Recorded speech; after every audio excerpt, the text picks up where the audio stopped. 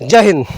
जैसा कि हम लोग हमेशा से आवाज़ उठाते हैं, हर एक मीडिया वाला आवाज़ उठाता है कि बिहार की शिक्षा व्यवस्था लचर से लचर बनती जा रही है, लेकिन किसी ने ये प्रयास नहीं किया कि आखिर बिहार की शिक्षा का लचर व्यवस्था इस प्रकार से कैसे बनता जा रहा है, इसका मेन कारण कौन है, इसका मूल आधार कहाँ से पैदा हो रहा है, जिसके कारण बिहार की शिक्षा व्यवस्था हमेशा ख़राब से ख़राब और बद से बदतर बनता जा रहा है। तो आइए हमारे साथ कल परसों के डेट में हमें जानकारी मिली कुछ ग्रामवासियों के द्वारा कि चमुआ चौक पे एक सरकारी मास्टर हैं, जो कि सरकारी मास्टर तो हैं ही, लेकिन साथ में वो वहाँ पे जो है प्राइवेट कोचिंग चलाने का काम कर रहे हैं। जैसे ये चीज़ की खबर हमको मिलती है, हमने प्रयास किया कि उन सरकारी टीचर का नाम पता करें, तो नाम पता चलता है नियाज अहमद उनका नाम बताया गया। उसके बाद हमने प्रयास किया कि उनका नंबर पता किया जाए, क्योंकि जब तक हम कंफर्म नहीं हो कि वो टीचर क्या है, सरकारी है कि नहीं है, वो कोचिंग चला रहे हैं कि नहीं चला रहे हैं, तब तक किसी पे आरोप लगाने पर आरोप सिद्ध नहीं हो जाता है। मैंने पता किया तो उनका नंबर मिला मैं नियाज सर का। नियाज सर को मैंने डायरेक्ट कॉल किया। कॉल करते वक्त मैंने उसका रिकॉर्डिंग क्लिप मैंने किया। उनसे मैंने पूछा कि नियाज सर बोल रहे हैं? तो बोला जी सर, मैं नियाज सर बोल रहा हूँ। तो बोला कि सर आप सरकारी टीचर हैं? तो हाँ, मैं सरकारी टीचर हूँ। तो सर ऐसा कोई रूल है क्या कि सरकारी टीचर प्राइवेट कोचिंग संस्था चला सकता है? तो उन्होंने बोला कि नहीं, ऐसा रूल तो नहीं है, लेकिन आप बिहार के किसी भी जगह चले जाइए, हर एक सरकारी टीचर जो है प्राइवेट कोचिंग चलाता है।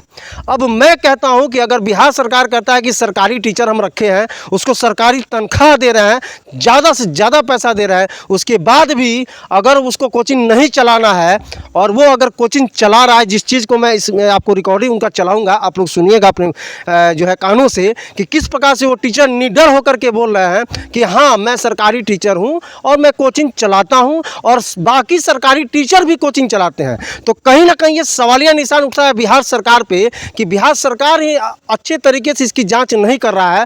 तो कहीं ना कहीं नरकटियागंज हो गया, बगहा, रामनगर जो है, बेतिया, पूरा बिहार का कोई भी जिला हो, कोई भी प्रखंड हो, हर प्रखंड के सरकारी टीचर जो है सरकारी टीचर होने के बावजूद प्राइवेट कोचिंग संस्था चला करके अपना तो पैसा का उगाही कर रहे हैं, लेकिन उन बच्चों का भविष्य खराब कर रहे हैं जिनके पास पैसा नहीं है जो कि कोचिंग में जा करके पढ़ सके। तो इन्हीं लोगों के कारण, मूल आधार इन्हीं लोगों के कारण जो है बिहार का शिक्षा व्यवस्था इतना लचर हो चुका है। अभी आप यहाँ पे अभी उनका पहले रिकॉर्डिंग सुनिए, फिर मैं आपको बताता हूँ। हेलो, हाँ हेलो, हाँ फोन आया था इस पर। हाँ नियाज सर बोल रहे हैं, वो कट गया था, मेरा नेटवर्क प्रॉब्लम था।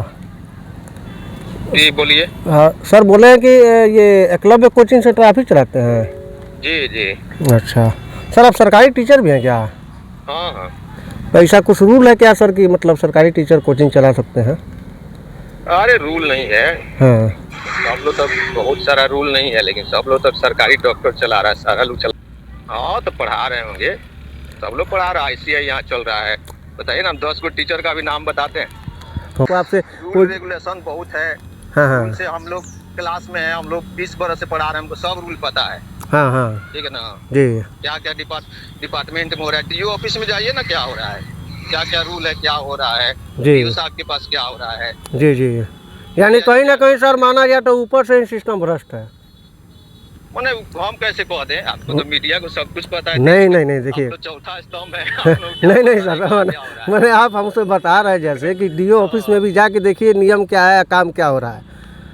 तो नियम आपको क्या बताने की जरूरत है, मेरे भी दोस्त मीडिया में हैं, मेरे भी रिलेटिव हैं सर, हर कोई रहता है। देखिए सब कुछ हम लोग को पता है। बात सुनिए सर, वो हम भी जानते हैं कि हम लोग मीडिया वाले कितना भी आवाज़ उठाएंगे ना सर, लेकिन सिस्टम जो भ्रष्ट हो चुका है बिहार का, वो सुधरने वाला नहीं है।